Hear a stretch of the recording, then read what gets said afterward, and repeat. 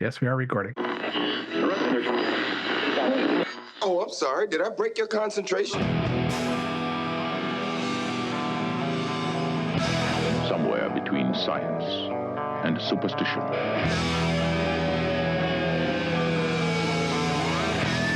We have such sights to show you.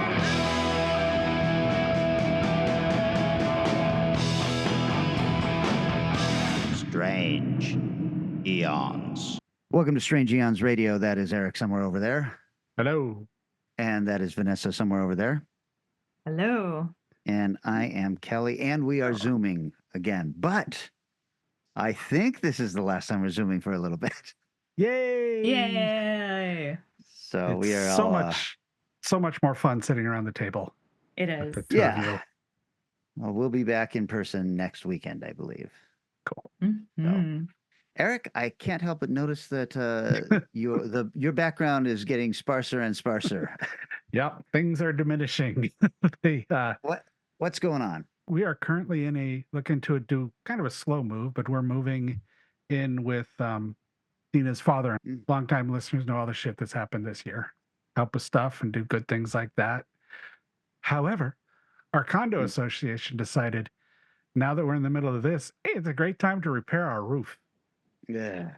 Which I guess the plus could be it might add some value to our place, new roof, but cats hate it. It is unbelievably loud. My office is upstairs, so I'm directly below them. And I've ever had a roof fix, but it sounds like something's going to break through at any second. As I bring up like all the equipment and gear and just throw it on the roof. Yeah. And then as they're nailing it in, the roofers decided to do like a shave and a haircut competition or something. Like one side of the building one guy would do it, the other side of the building, another guy would do it.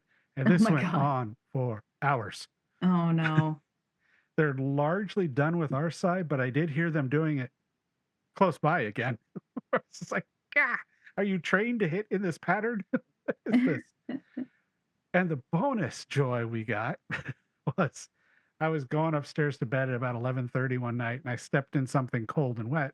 And anybody who has cats knows what your first thought probably would be. Yeah. I wish it had been cat barf.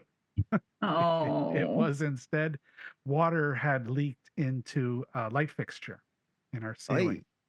Oh. That's not good. Yeah. The first thing you got to do is turn off your power. Right.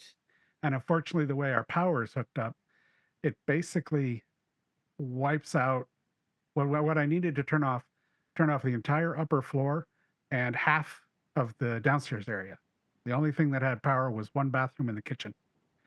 You know, that was nice. The kitchen still had power. Right. So the next day we had 3 different people come out to look at it. People from the roofers, people from our homeowners association, and I think a second person from the homeowners association. So they concluded it turns out it's incredibly isolated. Like the ceiling around got a little bit wet. None of the insulation got wet, which is really good. And as soon as I took some of those round bulb kind of lights that stick up in the air, I took the glass part out of that before the inspectors came by and dried it out. Never got wet again. Plus, they managed to always park their garbage bin in front of our parking garage. So anytime we had to go anyplace, they had to move that, run that little magnet thing over everything to pick up all the screws and nails. And it's like, like a 20, 30-minute process to go anything. I realize in many ways these are first world problems, but they are still a pain in the butt. You live in a first world. Oh, that's right. I have a question. Was the leak caused by the roofers, or was this something that would have happened and that's why you needed to have a new roof? It was the timing of it probably had to do with the way the roofing was put in and on pause, because it was after they'd done like a day and a half of work. And I mean, we've had roof leak problems before, but we haven't for a few years now. Yeah.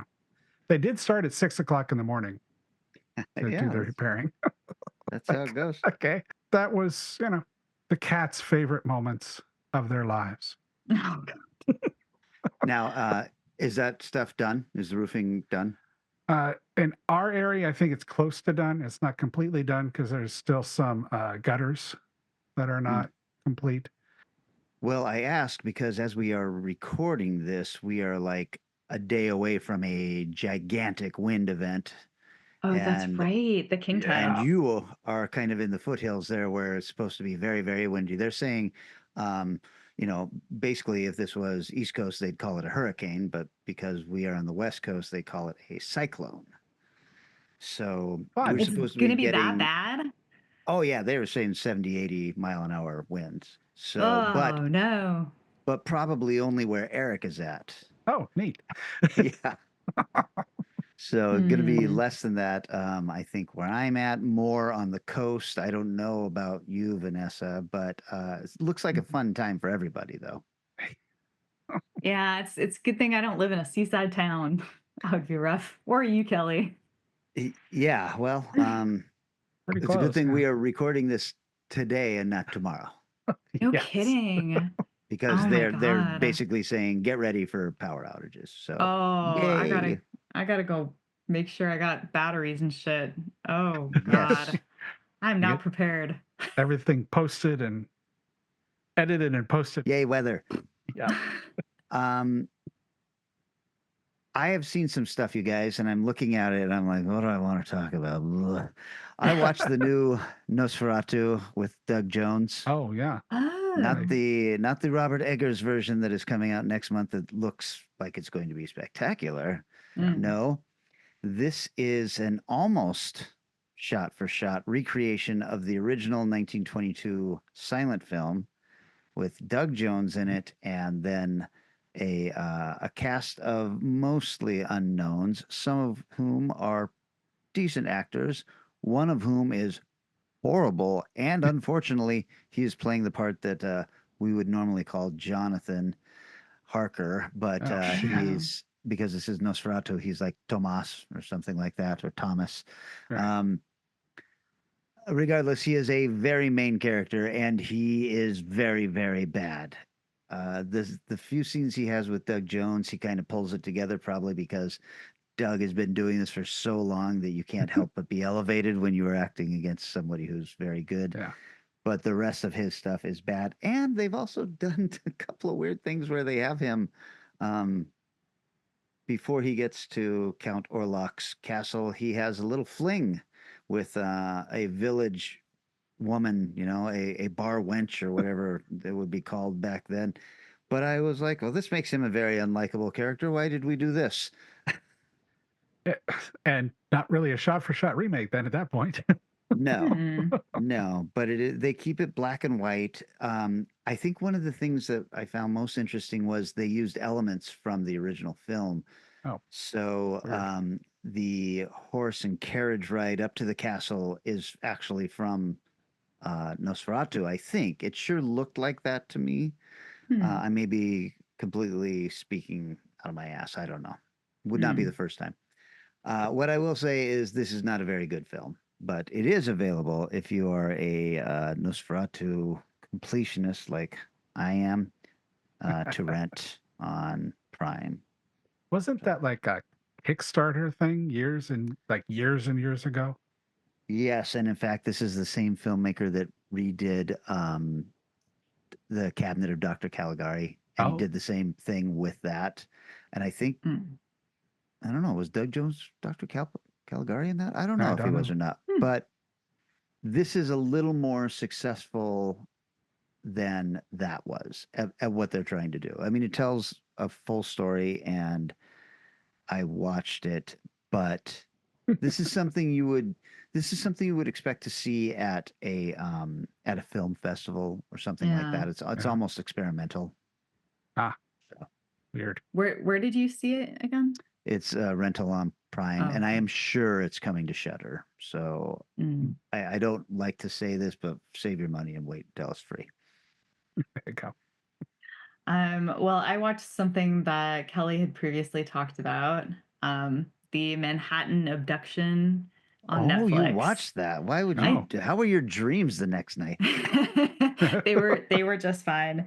I kind of half watched it, and honestly, it wasn't nearly as scary as I thought it was going to be. I was sort of like worried that it was going to give me a lot of creepy thoughts, but mostly I was just really shocked because I was like, okay, like I guess we're coming up on some big twist, maybe. And then I realized the series was done. Oh, okay. I finished the third episode, and I was like, wait, I thought there was going to be more to this. Like, it's really short. I think the big twist, and spoiler for anybody who might want to watch this, is that the woman who was recording this stuff back in 1989, she decides that it's all a hoax and has spent Yeah. the rest of her life trying to prove this person wrong.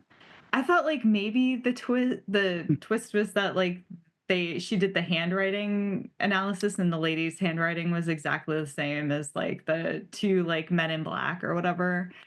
Because I was like, I guess that's the twist. I mean, you kind of get the Yeah. sense that she's like, I mean, it sucks that she wrote that letter, the other woman, but it's, I don't, I felt like maybe this was a slightly half-assed documentary because they only talked to 4 people, and it felt like it felt really incomplete, and the angle that they specifically took felt so narrow to the topic that I was like, I feel like some documentarian was like, got enough footage to do something, it's fine.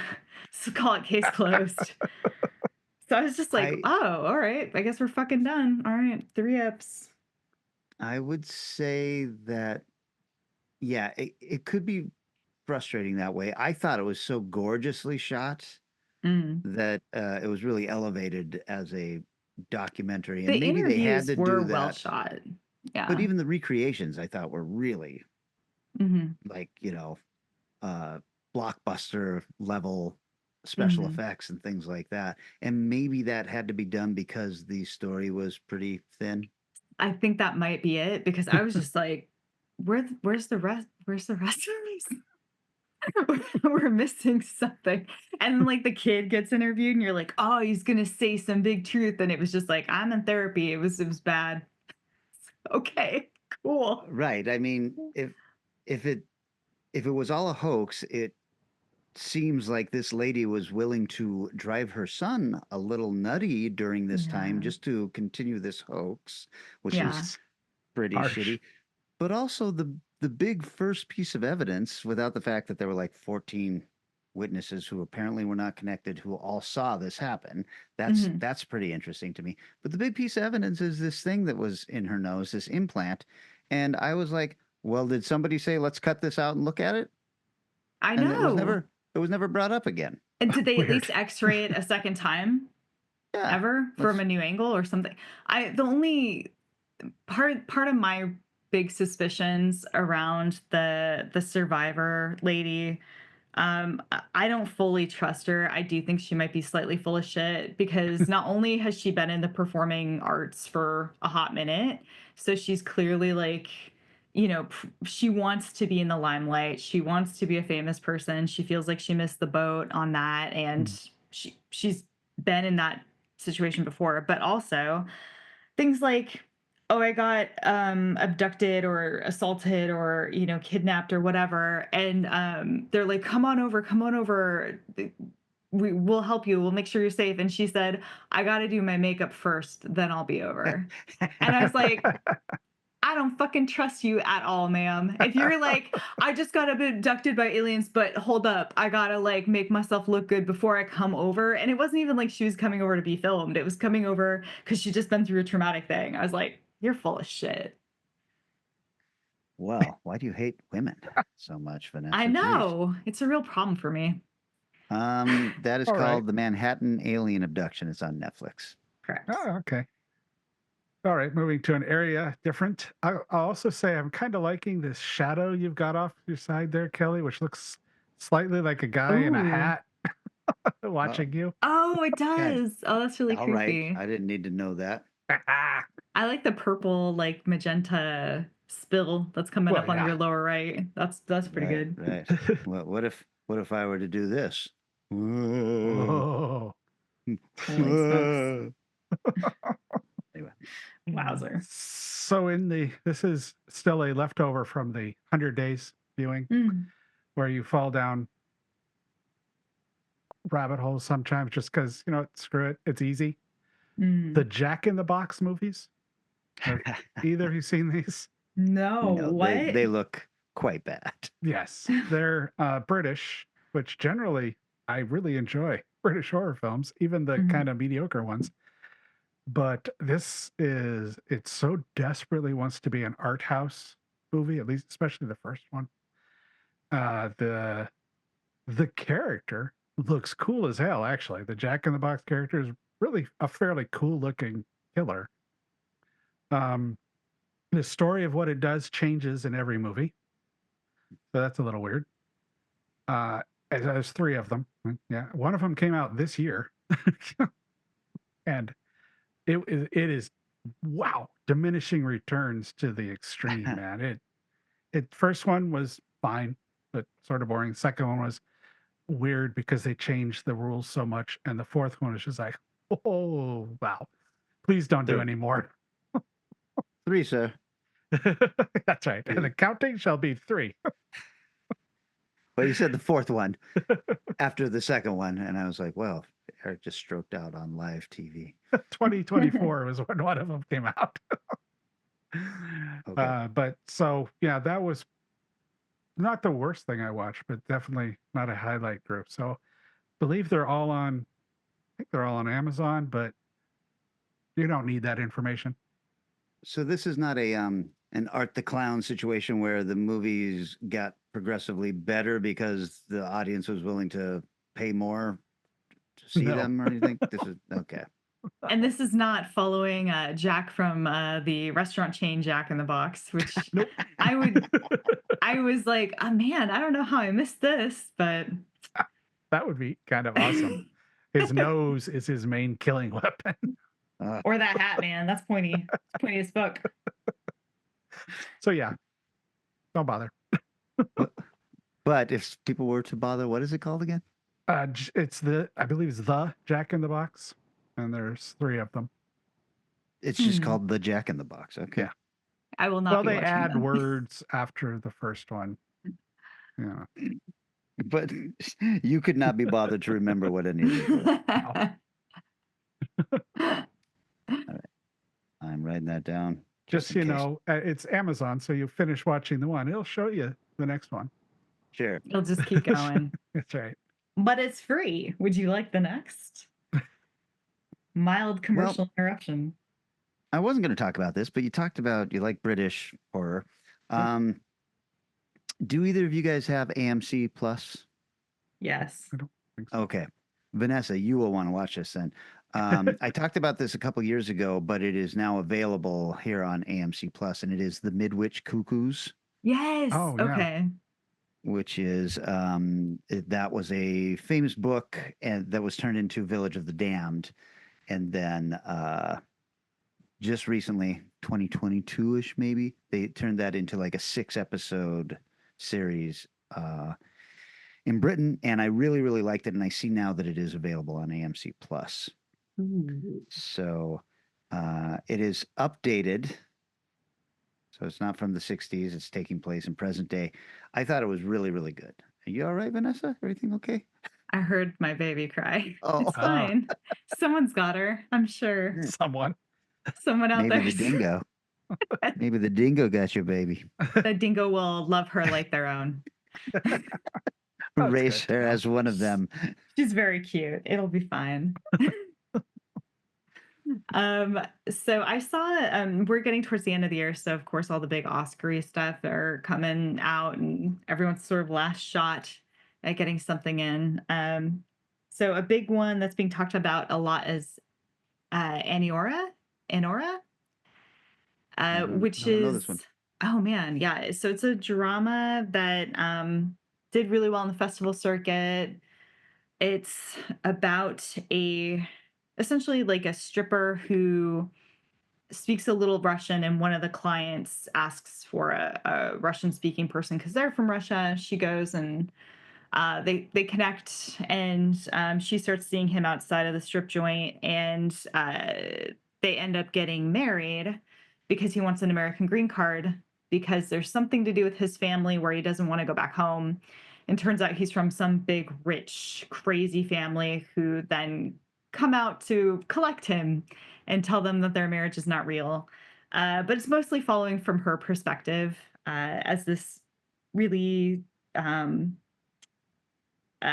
don't know, just lower class, non-educated, young, beautiful stripper girl who has a lot of gusto. It's a tough film. It's of course it's a sad film. It's an Oscar movie. So what are you gonna There you do? go. But You're really selling this here. Yeah. that's the thing. Like it's an Oscar movie. You're gonna feel like shit. What do you want?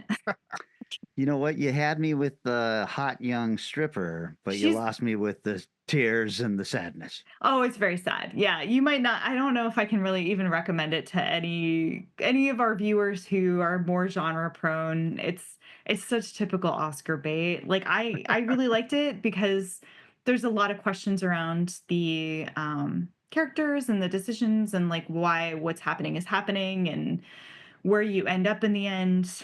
There's a big emotional arc and the acting is incredible. This girl's just fucking phenomenal. I don't know where the fuck they found her, but she's great. So, um, yeah, How I'd do you say for spell performances, Anora? it's good. I think it's Naora. I'm pretty sure. N-A-O. Laura Nora?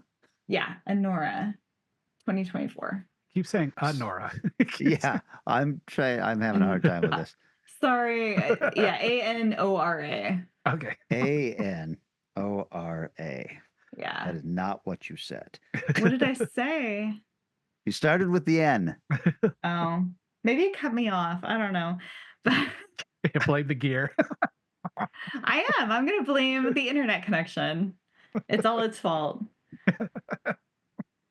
But Anyways. yeah. Anyway, so fun Oscar filmy times. I didn't. There was nothing out last week. Heretic hadn't come out It hadn't come out yet, and I was not feeling up to Smile 2, so I went and saw Nora.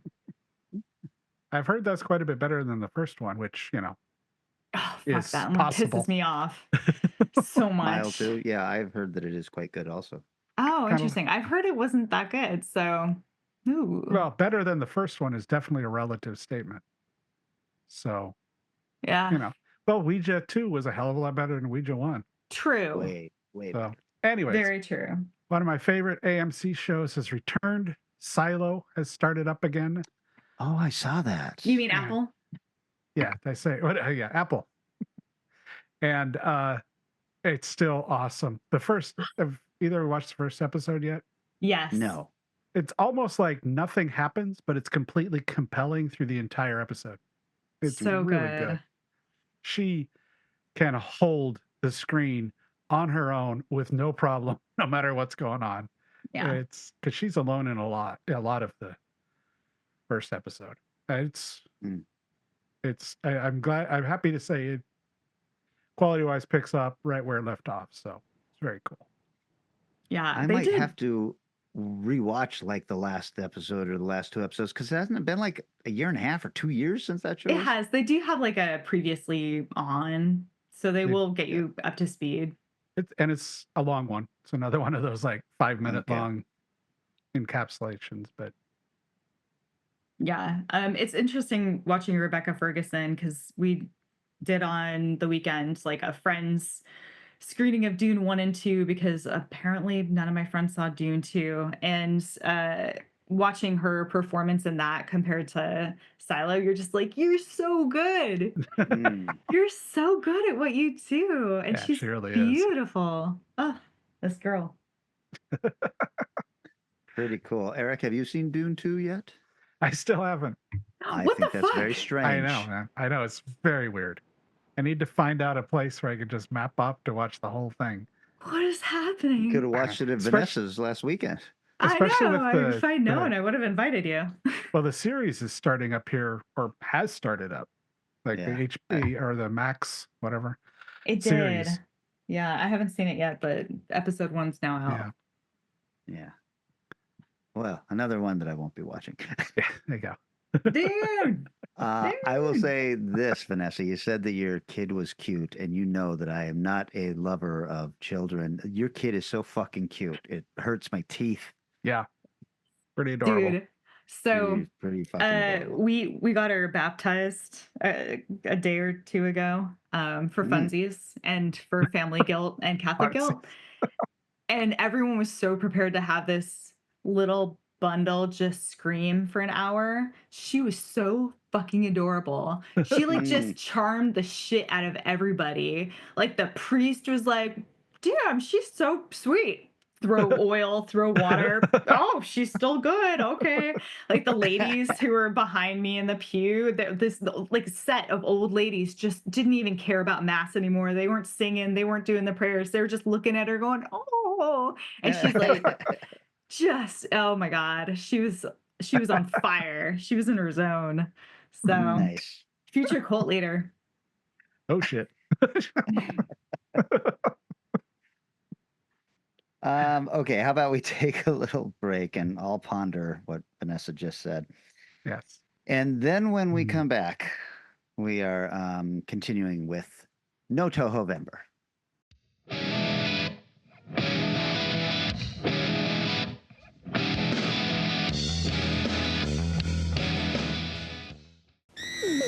エネルギーチャージ完了。行けジャッカー電撃隊。スタンバイ。マシンゴー。ヒーローマシン勢ぞろい。ジャックタンク攻撃準備完了。スカイエーズ発進。アクションポーズも自由自在。ジャッカーのヒーローがマシンを操縦。君もビクトラーをチューンアップしよう。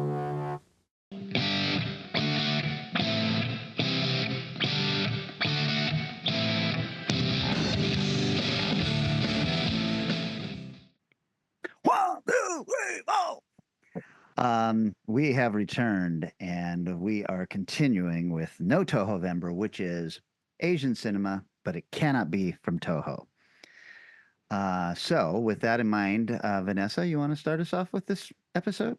Yeah, I'd love to. Man, I am loving this this entire situation because I love Asian cinema. So I'm like, any excuse to get even further into the world's deepest well. You got my timer going there? I've Kelly? got the timer right here. I will Excellent. start it. Requested the timer. Wow, I will be so stressed out if I know it's just going to enter any moment. I gotta be in charge of something in my life. This is called Stockholm Syndrome, and I'm happy. 5 minutes. All right. So I went with a film. I looked up like a list of like underrated Asian films, and I found one called Beyond the Infinite 2 Minutes from 2020. もう閉めちゃっていいんですよね。ああ、リハーサル順調ですか？いじってくんの。うちは持って見に行きますよ。マスターって書いてあるやつ。おい、おい、こっちこっち、モニターの方。よ、俺なんだけど。おう。俺は未来の俺なんだって。2分後の俺なんだって。俺に話しかけてる？お前に話しかけてる。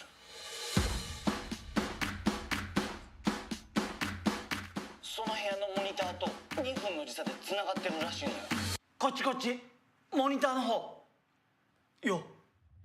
タイムテレビ的なやつじゃないですか？過去ってこと？全然わかんない。未来がわかるんです。行ってきます。パラドックス起きちゃうから。起きてもいいですよ。入れ子構造っていうか、ドロステ効果っていうか。僕が現在の僕で、僕が2分後の僕で、僕が4分後の僕。夢の中へ。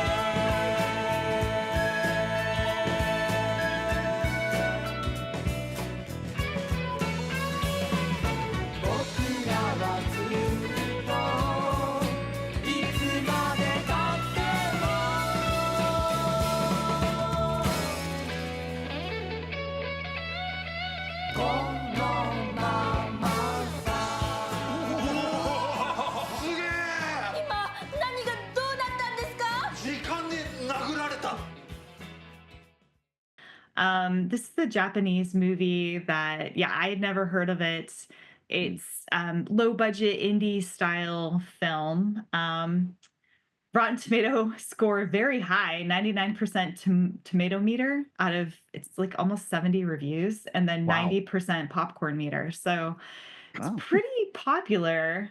Directed by Junta Yamagachi, who has 6 credits. It was this, and then he got several TV miniseries, and then did a film called River. Most of these are like teen youth focused and lots of time travel. They were like, "You're good with time. Here you go. Continue your journey."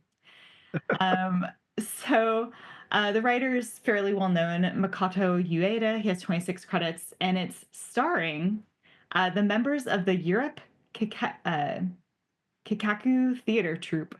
So none of them are famous, but they are No. of their theater troupe came to play. Nice. The story follows a cafe owner named Kato, who discovers that his computer monitor is showing what will happen 2 minutes into the future from the perspective of the television in the cafe, which displays what is happening 2 minutes in the past. So the computer is then brought down to face the television. So the future and the past are on either side, and it creates a Droste effect, which means it's like that nesting doll thing where Oh, every yeah. 2 minutes has like a new screen, and it goes further and further down the line. Wow. And it allows the characters to see a bit into the future. His friends get super involved and obsessed with it almost immediately from the get-go. So he notices this is happening, and his future self is like, "Okay, I've told you pretty much nothing. Now go downstairs to the TV and tell the next one what's happening here." And so he's basically forcing himself into this loop. And then the friends do stuff, and there starts to be these questions about like, okay, so we saw this thing happen on the TV. Do we need to make sure that we do it in our version? To the point where they start lying to themselves about certain things because they were told a certain thing, whether or not it's true. So it gets nice and time travel-y very, very quickly, but it's all kind of in real time. It's set within, just like the film is just over an hour, and the idea is that it's happening in moment to moment. Um, this is it's a really cutesy, comic-y, silly film. It has some very like fun vibes to it. It is definitely a copy of One Cut of the Dead, but like a sci-fi version. Huh. So, and it's not done with nearly as big of a budget, which sounds silly because that was a low budget film. This is a lower budget film. You have just kind of whoever they could get to star in it. The writing feels pretty solid. The filmmaking is pretty solid, but at the same time, it isn't. I don't think it's quite as strong, but it's neat to see as sort of a knockoff. I feel like watching this movie, I learned the lesson of don't share your future tech with your annoying friends because they'll just kind of take it over and do stupid shit. And you're just we got to teach each other how to like earn money, and like let's go find money randomly. Let's ask each other dumb questions in the past that are or future that our 2-minute future self are not going to know. Like, is this country still exists? Like, yeah, fucker, they're 2 minutes away. Okay, whatever. Um, uh, yeah, and the film mostly works. I think for the most part, it's a lot of fun. I don't know if I'd go out of my way to seek it out, but it definitely shows the budget in that there's certain things like not only do you have not like a great cast of actors, but the image is super desaturated, and I'm not quite sure why. I feel like that's a limitation of the film. That must have been their color correcting, like where they ended up. And then also when they're moving the monitor around. How did I run out of time that quickly? Pretty wild Wow. sometimes. That's crazy. I was like, I gotta like pad this out because there's not enough information to talk about. Shit. Okay, well, I will quickly wrap this up then. You don't see like the power extension for the they're dragging the monitor all over the fucking place, and you're like, how is this getting everywhere? The tagline is a one-take time travel sci-fi comedy. The Okay. director, I know, is one take of the anyway. Oh, yeah. The filmmaker uses a camera no bigger than a Tamagotchi. He told The Guardian, you can get close to the cast, like 5 centimeters away, and take a really good picture. It was strapped to the back of a smartphone, which was used as a handheld monitor so that Yamaguchi could watch the footage back as he followed the actors. It was shot over the course of 7 days in a Kyoto cafe. And of course, it's edited to look like one shot, and it premiered at Tollywood, a small Tokyo cinema, to an audience of 12. However, due to COVID-19 pandemic, Oh. severely limiting production and release of mainstream films, the film was selected to be screened by major theater chain Toho Cinemas. Oh. They're like, hey, somebody made something. Quick, let's put it in the big screen. So this did come out after One Cut of the Dead. It did. One Cut of the Dead, I think, was 2017, and this is Something like 2020. that. Wow. Okay. Yeah, I know. I was equally surprised. And and you then- can watch it for free on Amazon. That was going to be my question. So this sounds fun. Yeah, it's a very quick watch. It is really just over an hour. It's like an hour and 10 minutes or something. Can you say the name again? It's called Beyond the Infinite, 2 minutes. Beyond the Infinite, 2 minutes. Okay. Sure. All right. Eric, if you don't mind, I'll go next. Dive in. Give myself 5 minutes on the Strange Eons radio buzzer. And I am talking about a film from 1998 called Tommy.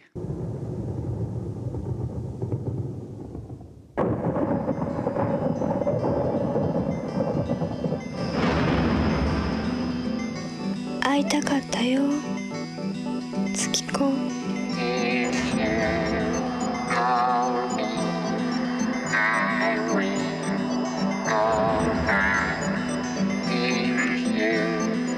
恐ろしく美しくて出会った男たちが彼女の虜になって例外なく狂っていく殺してもバラバラにしても変わらないわね月子私嬉しいよ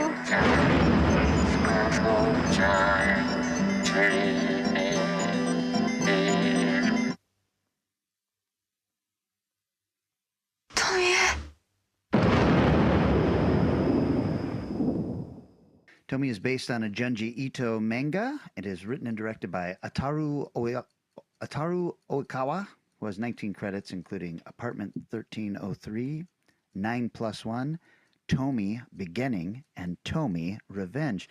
You guys probably don't know this. I certainly didn't. There are a total of 10 films in the Tommy franchise. The last one came out in 2011.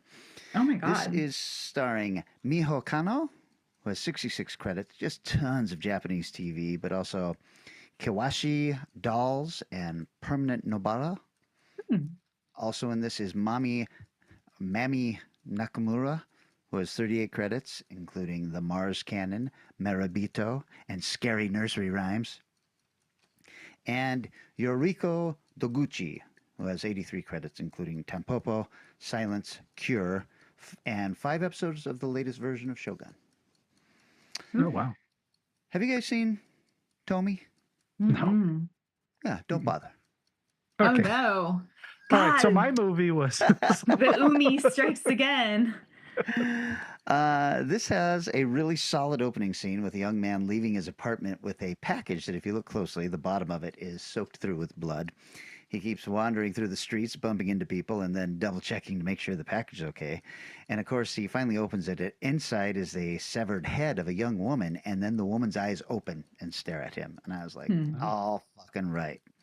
Nice. From here, this movie cranks along at a pace of somewhat just above 0 miles per hour. Oh, no. And I got very, very frustrated with it, mostly because I expected it to have some crazy Junji Ito imagery.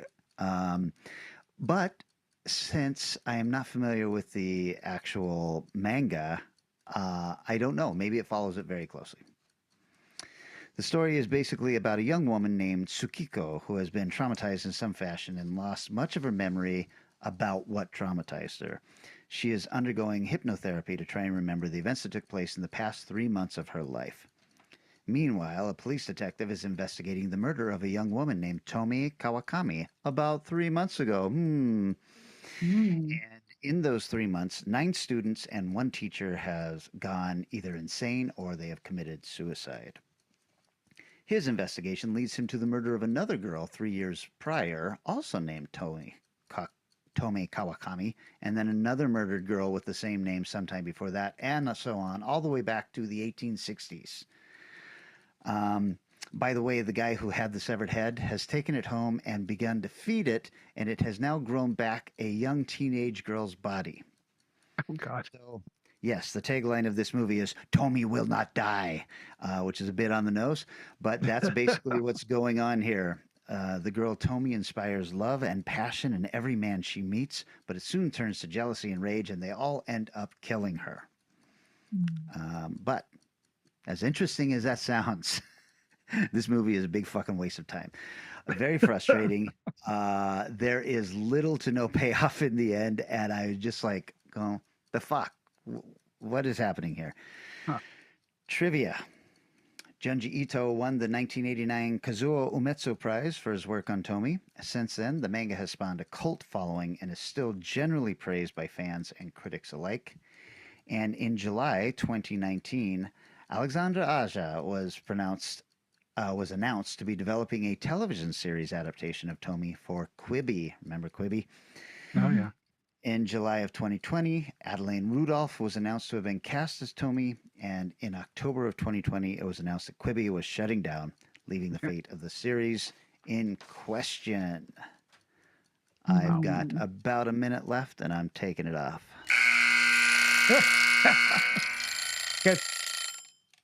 Gotta tell you, Well, even the whole time I had a Tony, Tony, Tony song going through my head. So, you know, Okay. I was entertained by the film. I feel Yeah. like Junji Ito's works are just cursed. Like, it's Well- so hard to get that right for some reason. Wasn't Uzumaki one of his? Yes. And that, as weird a movie as it is so visually interesting. You're like, I Yeah. don't give a fuck. Yeah, that Yeah, was I haven't this- seen it yet. This has none of that interesting visuals, and this is 98, so it's got to be right around the same time as The Ring. Yeah. But this looks like garbage next to The Ring. So Yeah. it is very low budget, and just there's nothing in here that that made me think that it was worth.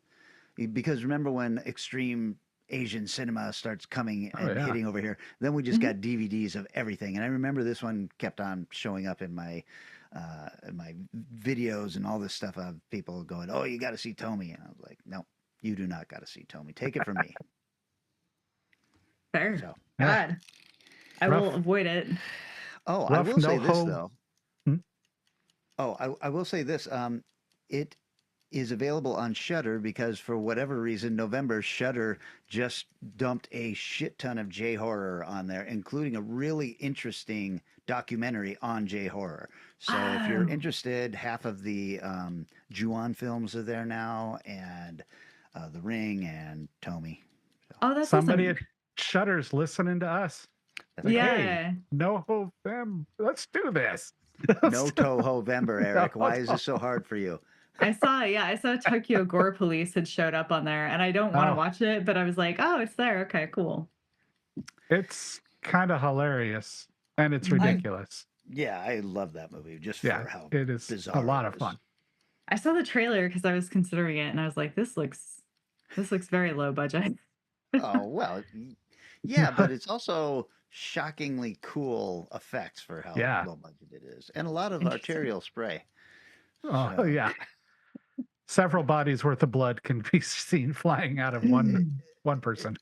It does seem that way. Eric, I'm putting 5 minutes on the buzzer for you. All righty.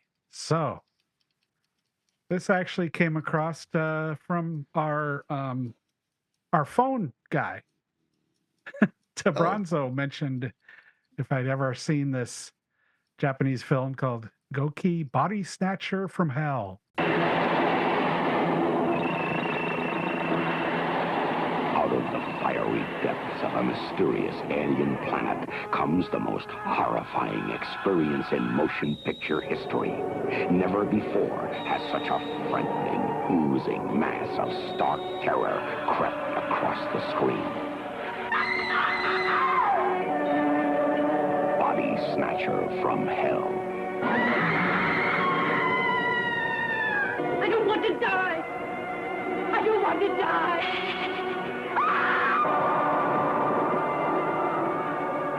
From a strange world in outer space comes this fiendish vampire, satisfying his sinister and evil lust by feasting on the blood of his victims.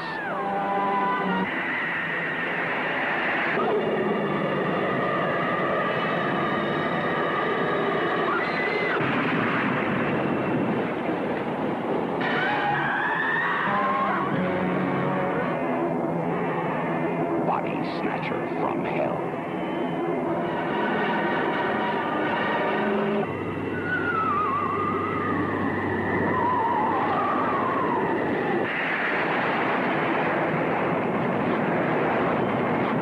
No weapon known to man can stop this ghoulish vampire from draining his victims' blood and turning them into terrifying corpses. Body Snatcher from Hell. His unquenchable thirst for blood must be satisfied. Coming to this theater soon. And I had Not not. familiar. And I checked out the trailer. I thought, I'm going to see it now. From 1968. Oh. Another one with no critics ratings, but a popcorn meter of 52. So, you know. But it's available on FlixFling and the Criterion channel. Oh. So, Hoity-toity. yeah. So this is directed by Hami Sato, who did Conan, The Boy in the Future, which has nothing to do with Conan. Right. Animation, The Golden Bat, also animated, and The Glamorous Ghost. Written by Kazuo Kobayashi, who wrote Tuesday, Suspense Theater, and a few other things. Susumu Toka was also the writer, who wrote Mobile Sheriff and Fists of the North Star, which is a very fun animated movie. Acting, Tiro Yoshida, who's Horrors of the Malformed Man, Gang versus Gang, and Jazz on Parade. So, you know, variety. And Tomomi Sato, who from The Dusk, From Zero to Hero. And finally, Hito Oko, who's in Horrors of the Malformed Man, and Shogun's Joy of Torture. Whatever that is. So this movie starts off with a load of people flying on a plane. I tell you, it's always love a plane in a movie where it looks like 10 times more room than your average plane has to walk up and down the aisle and everything like that. And you get a bunch of people talking back and forth to each other, which I guess is character introduction. They're flying into a very weird red cloud sky, and the pilots are not sure what's going on. There's a man reading a newspaper about assassination in Japan, and his comment is, boy, Japan is becoming more like America. No. Like, oh. But yes. The pilots get an emergency call that there's a bomb on board from a suicide bomber. So they go off and they ask everybody to show them their luggage, which goes well most of the time, but not for everyone. And for some reason, birds keep colliding quite graphically with the windows in the airplane. But not sure if it's a bomb, but I got to tell you, the hijacker was obviously the inspiration for Don Johnson's look in Miami Vice. Oh. He's got the white jacket, the colored shirt. He's like, wow, nice. A UFO has now appeared on the horizon. And again, like so many of these films, this is 10 minutes in. So it's just setting everything up. The tiny toy model crashes on what looks kind of like Mars. So I'm not quite sure what part of the Pacific they're landing in, because it has no greenery at all. It's like Utah. But I tell you, the level of overacting in this film is massively impressive. Hmm. It is never less than a 5, and it's always close to a 10. And everything that goes on is wow. This film is another one of those that lots of people say is Quentin Tarantino's favorite film. I'd be surprised if it's his favorite film, but I have no doubt he enjoys it. Um, the It was re-released in the U.S. as Body Snatch from Hell and Goki the Vampire, and yeah, because there's vampiric elements to the people who run into the alien ship. The biggest drawback to this film is the speeches. The filmmaker obviously had something he wanted to say about society and uh, treating people certain ways, all kinds of stuff. And instead of figuring out a way to tell that in the story of the movie, he just has the characters say it. So it's like, and it's not little speeches. These go on for minutes at a time. Like, oh, wow, okay. But when they're not uh, preaching, the movie is a lot of fun. It is so silly and weirdly violent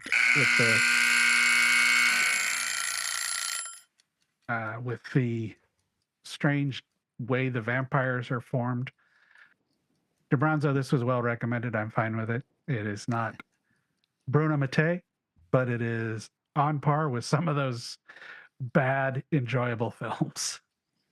So, Any trivia or anything like that you wanted to get into? there wasn't a lot. It's like the name changes, like the review where it's like uninspired, wooden directing, and bad, bogged down by long stretches of melodramatic dissertations among the characters, which act as an uneasy springboard for preaching and moralizing, which is very true.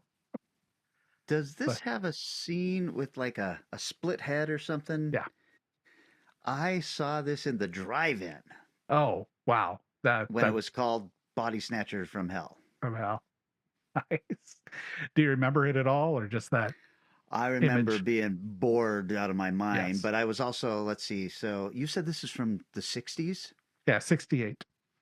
So I would have seen it in like 1981 or something, whenever that movie The Children came out with the kids who burned, because it was a double feature with that, and I remember my sister taking me to that, and I just remember being bored out of my mind, so I would have been like 11 years old. Yeah, this was not something to watch as a kid. Because the vampires aren't crazy enough to be interesting in and of themselves. The humor comes more from the way the people interact with each other when they're in trouble, and they're ridiculously dramatic speaking. So worth checking out. It is not I would say, yeah, you want to check this one out if you like the bad films that DeBronzo and myself have frequently spoken of. Right. Well, nice. Good job, guys. Now, normally you would think, well, what are they doing next for No Tohovember? But that would be because you forgot that on Thanksgiving we do Franksgiving, which is all Frankenstein films. Yes. Looking forward to it. As a not a coincidence, because we release on Thursdays, that means that our Franksgiving episode will actually release on Thanksgiving. I don't know what movies you guys are going to watch, but I'm going to watch something that looks quite bad for Franksgiving this year. Ooh la la. I have a thank you to toss out real quick. Let's do that. Kevin B gave us a bunch of pizzas. What? I want to say thank you, sir. That's very nice and generous of you. So cheers, sir. Is that Kevin B from the Strange Eons Radio Talk page? Yes. Yep. Oh. Thank you so much, Kevin. We really appreciate that. That is very kind. He left just the did it? detailed message with it. Oh. Always fun. Thanks, Sar. Okay. Excellent. Perfect. We are your favorite SARS. As far as SARS go, I mean. Yeah. So, what that means, that brings us to the point where we say thanks to people like Kevin doing that, or just out there sharing and liking posts, leaving reviews on your favorite podcatcher app, or reaching out to us even on 253-237-4266, which is the Strange Eons Radio Hotline, also known as the DeBronzo Hotline. I have, if you're listening to this on release day, then this is probably available. This is called Anorak. It is a cool little fully illustrated chapbook that I did with Rob Corliss. It is available on Amazon. People are saying very nice things about it. If you're into that kind of stuff, I did something before with DeBronzo. DeBronzo. Wow. God damn it, DeBronzo. Get out of my head. No, Rob Corliss. The first thing I did with him was a different fully illustrated chapbook in the same kind of style. Mixes the Cthulhu It's mythos really with friggin' heavy cool. metal. It is really cool. Rob Corliss's art is just spectacular. Every single frame or every single image looks like an animation cell frame. Just tons of energy and movement in it. Those are available on Amazon. Probably not going to offer those as autographed stuff because they are odd shaped and hard to package. So, That's fair. but hunt me down at Crypticon or Lovecraft Film Festival or something, and I'll sign it. Anything else, guys? I don't think so. I don't think so. I don't think so either. Just have to batten down the hatches for the Apparently, big weather yes. event. Yes. So let's do that. Good luck, everybody out there. And we'll be back in 7 short days. We're talking about. Wait a second. Is it Thanksgiving for the next episode? That doesn't even seem right, does it? Oh, I guess so. It doesn't seem right, but I think it is. Look at the time. It is. Yeah. Okay. Holy cow. Yeah. We are just about into December, you guys. Yeah, it's gone by quickly. Okay. I miss well, No Toho and Toho. I'll be back to watching films that don't have subtitles on it. That'll be nice. It has been a lot of them. Yes. It has been a lot of them. All right, guys. I can't wait to see you in person next weekend, and we'll do it again. We'll see you next Thursday. Transportation and other considerations for Strange Eons Radio, produced by Pan Am Airlines. When you think of traveling, think of Pan Am. You can't beat the experience. Guests of Strange Eons Radio stay at Econo Lodge Everett. It's an easy stop on the road, you know what we mean. Strange Eons Radio is recorded live in front of a studio audience. If you enjoyed this episode, please consider leaving us a positive review on your favorite podcast app. Sit, Ubu, sit. How did I run out of time that quickly?